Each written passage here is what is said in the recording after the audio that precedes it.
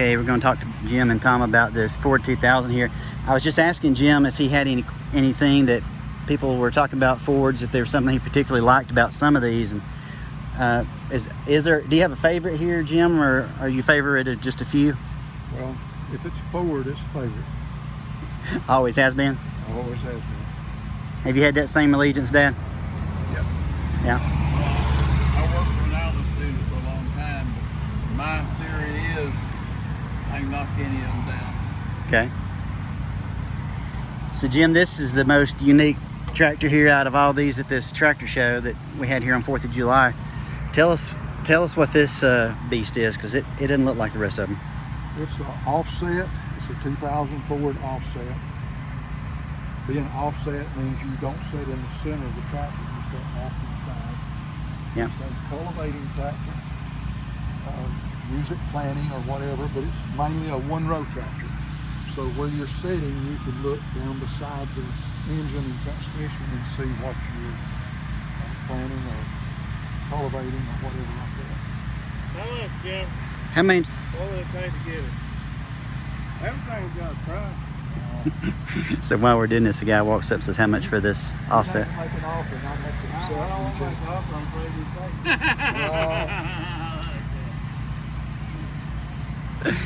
it. Yeah. Put me in your wheel. Yeah, okay. So how much is this tractor? The guy just made a random, I'd like to buy it. What is this tractor worth, Jim? How much? It might be a $4,000 tractor. Could be more or less, depending on where it's at, who wants it. Collector's market is where the market is for this? Correct. And I still use it. I bought it about probably 6 years ago. And the way I was able to buy it is it's a cultivating tractor, and I needed a cultivating tractor for the garden. So Kathy gave the approval for me to purchase. Is this Kathy's tractor that way? No, it's not hers. She don't claim any. I was going to ask, does she have any? No. If she did, she'd probably sell hers. Well, the guy that just walked up, I don't know if he was bragging, but he admitted he had 53 tractors or so. Y'all didn't mention how many y'all had. I don't know if that was y'all letting him feel good about himself or... He's probably got that many. Yeah, but y'all might have more than 53. There you go. All right, tell us about this offset. Is this also called a highboy, or is that a different classification? It's not called a highboy. It is. They made the offset in two versions. One was a high clearance, and the other one was just a standard. And the parts, a lot of the parts are the same. Like this piece, if you turn this piece upside down, then that would lower the tractor because of the way it hooks. Mm-hmm. All this stuff will work by turning it over. It does have longer spindles, so you'd want a shorter spindle on it. But this could be a high crop, or it could be a standard. And usually the ones that are standard have smaller tires. They have the size tires, so this got to be the size. Are those 28 inch? 28, okay. This one's 38. 38, okay. Runs good. It don't look so good, but it's the original paint on it. Might someday decide to make it look a little better. Do you have a preference toward keeping them vintage looking as opposed to showroom, or does it matter? If I had one that was original paint and still looked good, I wouldn't paint it at all. Uh-huh. If it's like this one really needs preserving by painting and fixing it. So, is this a custom mod right here? This piece of copper. What do you use that for? That's the saving mode.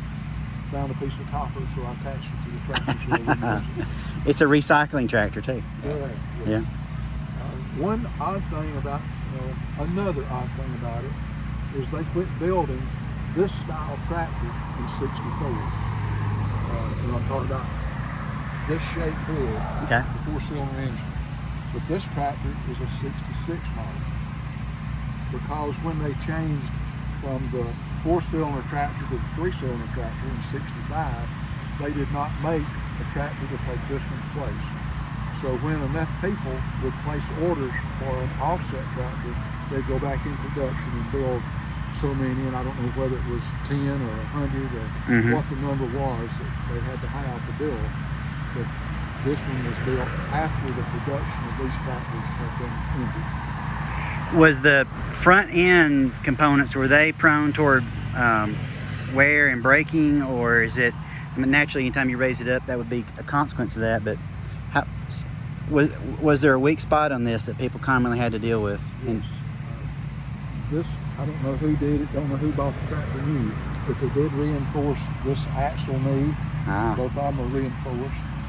This is a radius rod system, and you can tell it's been welded and repaired, been butchered up pretty bad, but they've got it so it's serviceable. When I bought the tractor, it was widened out more than it is now, and they had a reinforcement bar that came from here down to the lower part there to give it more strength. I've not had any problem with it, but I haven't been jumping ditches and that kind of thing with it. Yeah, speed can be a problem for these, couldn't it? Could be.